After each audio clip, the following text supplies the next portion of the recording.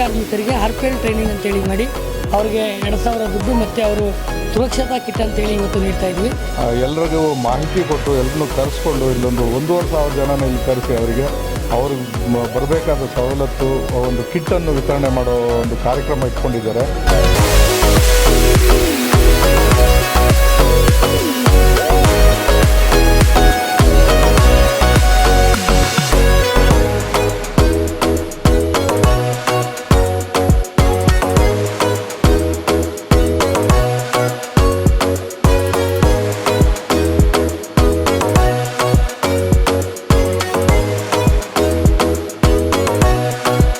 ಸರ್ಕಾರದ ದುಡ್ಡನ್ನು ಜನಗಳು ತಲುಪಿಸೋ ನಿಟ್ಟಿನಲ್ಲಿ ಇವರೆಲ್ಲ ಕೂಡ ಶ್ರಮ ಪಡ್ತಾ ಇರೋದು ನಿಜವಾಗ್ಲೂ ಸರ್ಕಾರ ವಿಫಲ ಅಂತಲೇ ಹೇಳ್ಬೇಕು. ಯಾಕಂತಂದರೆ ಅವ್ರು ಮಾಡಬೇಕಾದ ಕೆಲಸ ಸಂಘ ಸಂಸ್ಥೆಗಳು ಮಾಡೋ ಪರಿಸ್ಥಿತಿ ಬಂದಿದೆ. ನಿಜವಾದ ಈ ಸಮಾಜದಲ್ಲಿ ಕಟ್ಟಕಡೆಯ ವ್ಯಕ್ತಿ ಯಾರಿದ್ದಾರೆ ಅವರಿಗೆ ಸಾಮಾಜಿಕ ನ್ಯಾಯ ಸಿಗಬೇಕು ಅಂದರೆ, ಅವರ ಧ್ವನಿ ಆಗಬೇಕು ಅಂದರೆ ಆ ವಿಚಾರಗಳು ಪ್ರಚಾರ ಆಗಬೇಕಾಗಿದೆ.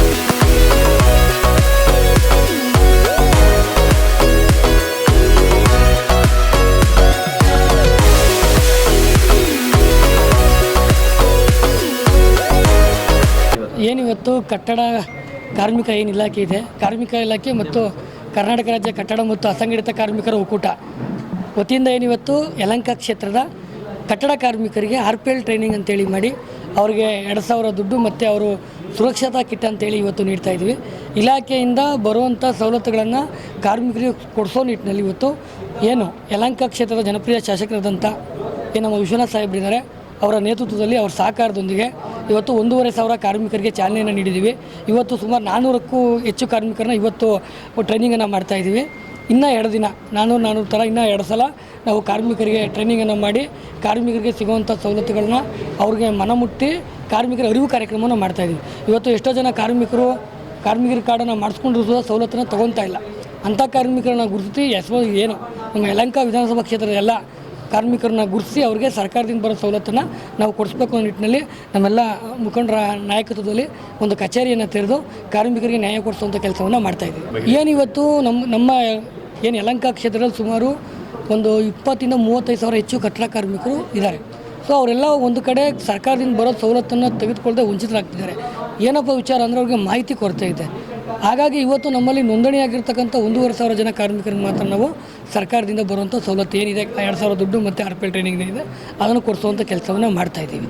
ಇನ್ನು ಮುಂದಿನ ದಿನಗಳಲ್ಲಿ ಎಲ್ಲ ಕಾರ್ಮಿಕರನ್ನು ಗುರುತಿಸಿ ಅವ್ರಿಗೆ ಸಿಗುವಂಥ ಸವಲತ್ತನ್ನು ಖಂಡಿತವಾಗ್ಲೂ ಕೊಡಿಸ್ತೀವಿ.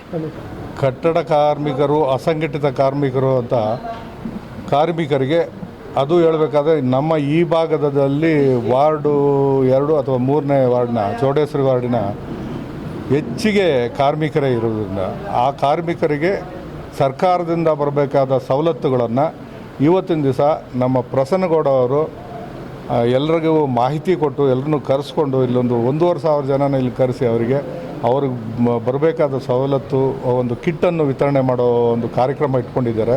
ಇದಕ್ಕೆ ನಮ್ಮನ್ನೆಲ್ಲ ಕರೆಸಿ ಗೌರವ ಕೊಟ್ಟಿದ್ದಾರೆ. ಅವರು ತುಂಬ ಧನ್ಯವಾದಗಳು.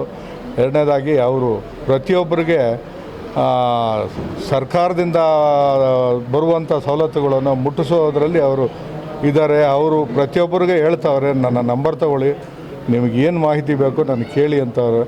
ಸುಮಾರು ಜನಕ್ಕೆ ಮಾಹಿತಿನೇ ಇಲ್ಲ, ಅದನ್ನು ತಲುಪಿಸ್ತಾವ್ರೆ. ಒಳ್ಳೆ ಕಾರ್ಯಕ್ರಮ ಮಾಡ್ತಾರೆ. ಗೌಡ ಅವರಿಗೆ ತುಂಬ ಧನ್ಯವಾದ. ಕಾರ್ಮಿಕರು ದುಡಿತಾವ್ರೆ, ಅವರ ಸ್ವಂತ ದುಡಿಮೆಯಿಂದ ಅವ್ರು ದುಡ್ಕೊಂಡು ಜೀವಿಸ್ತಾವ್ರೆ. ಸರ್ಕಾರದಿಂದ ಬರುವಂಥ ಸವಲತ್ತುಗಳು ಅವ್ರಿಗೆ ಮಾಹಿತಿ ಏನೂ ಮಾಹಿತಿ ಇಲ್ಲ, ಒಂದು ಕಿಂಚಿತ್ತೂ ಮಾಹಿತಿ ಇಲ್ಲ. ಹೇಳಬೇಕಾದ್ರೆ ಏನೋ ಒಂದು 5% 10% ಕೆಲವರು ತೊಗೊತಾವ್ರೆ, ಅಷ್ಟು ಎಲ್ರಿಗೂ ಮಾಹಿತಿ ಇಲ್ಲದೆ ತೊಗೊತಾ ಇಲ್ಲ. ಅದಕ್ಕೆ ಒಳ್ಳೆ ಸರ್ಕಾರದಿಂದ ಒಳ್ಳೆ ಸವಲತ್ತುಗಳು ಒಳ್ಳೆ ಅನುಕೂಲಗಳು ಇದೆ, ಅದನ್ನು ಮಾಹಿತಿ ಇಲ್ಲದೆ ಆಗಿದೆ. ನಮ್ಮ ಪ್ರಸನ್ನಗೌಡರು ಈಗ ಅದನ್ನು ಪ್ರತಿಯೊಬ್ಬರಿಗೂ ತಿಳಿಸಿ ಅವರಿಗೆ ಸರ್ಕಾರದಿಂದ ಬರುವಂಥದ್ದು ಸವಲತ್ತುಗಳನ್ನ ಒದಗಿಸ್ಬೇಕು ಅಂತ ಅವರ ಸಂಸ್ಥೆಯ ಅಧ್ಯಕ್ಷರಾಗಿ ಅವ್ರು ಕೆಲಸ ಮಾಡ್ತಾರೆ. ಅದು ಹಲವಾರು ನಿಗಮ ಮಂಡಳಿಗಳು ಬೇರೆ ಬೇರೆ ಸಮುದಾಯಗಳಿಗೆ ಬೇರೆ ಬೇರೆ ಸಂಘ ಸಂಸ್ಥೆಗಳಿಂದ ಹಿಡಿದು ಬೇರೆ ಬೇರೆ ಕ್ಯಾಸ್ಟ್ ಮುಖಾಂತರ ಹಲವಾರು ನಿಗಮ ಮಂಡಳಿಗಳಿದ್ದಾವೆ. ಆದರೆ ಆ ನಿಗಮ ಮಂಡಳಿ ಇರೋಂಥ ಅನುದಾನವನ್ನು ಅವ್ರಿಗೆ ಸರ್ಕಾರದಲ್ಲಿ ಹೆಂಗೆ ಬಳಸ್ಬೇಕಂತ ಗೊತ್ತಿಲ್ಲ. ಹಂಗಾಗಿ ಈ ಥರ ಸಂಘ ಸಂಸ್ಥೆಗಳು, ಈ ಥರ ಹಲವಾರು ಈ ಏನು ಸಂಘ ಸಂಸ್ಥೆಗಳಿದ್ದಾವೆ, ಅಂಗಸಂಸ್ಥೆಗಳು, ಅವರೆಲ್ಲ ಕೂಡ ಒಕ್ಕೂಡಿಸ್ಕೊಂಡು ಆ ಜವಾಬ್ದಾರಿಯನ್ನು ತಗೊಂಡು ಇವತ್ತು ಕಾರ್ಮಿಕರ ನೆರವಾಗಿ ನಿಂತಿದ್ದಾರೆ.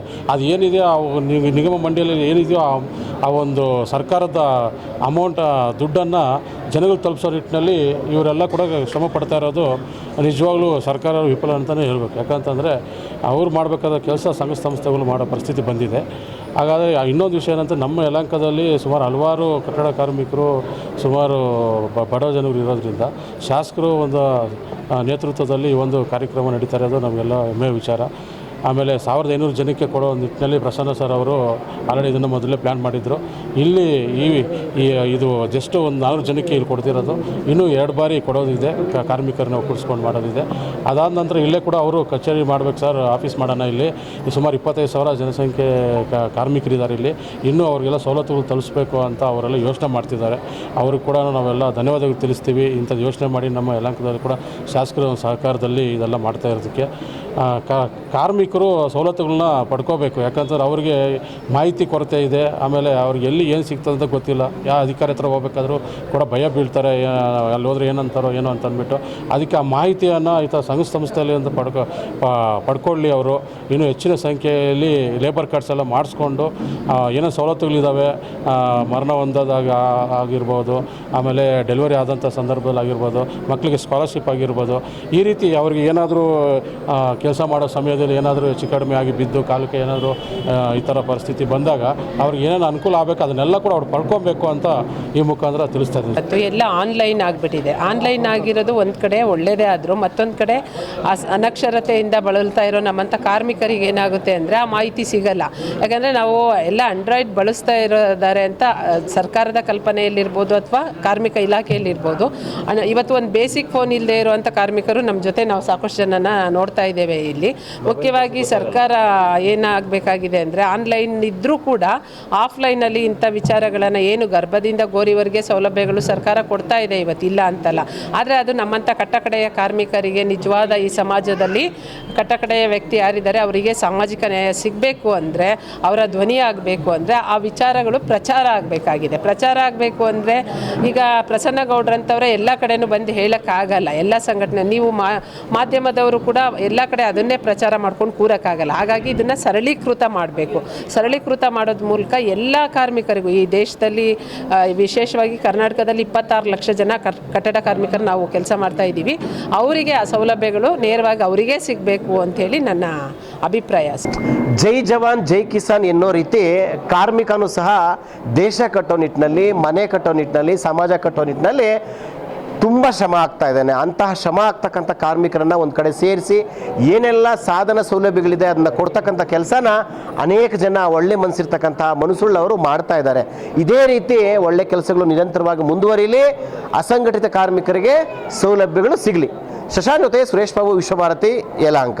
ನೀವಿನ್ನೂ ವಿಶ್ವಭಾರತಿ 24 ಚಾನಲ್ನ ಸಬ್ಸ್ಕ್ರೈಬ್ ಮಾಡ್ಕೊಳ್ಳಿ, ಸಬ್ಸ್ಕ್ರೈಬ್ ಮಾಡ್ಕೊಳ್ಳಿ. ನಮ್ಮ ವಿಡಿಯೋ ಕಂಟೆಂಟ್ ಇಷ್ಟ ಆದರೆ ಲೈಕ್ ಮಾಡಿ, ಶೇರ್ ಮಾಡಿ, ಕಮೆಂಟ್ ಮಾಡಿ.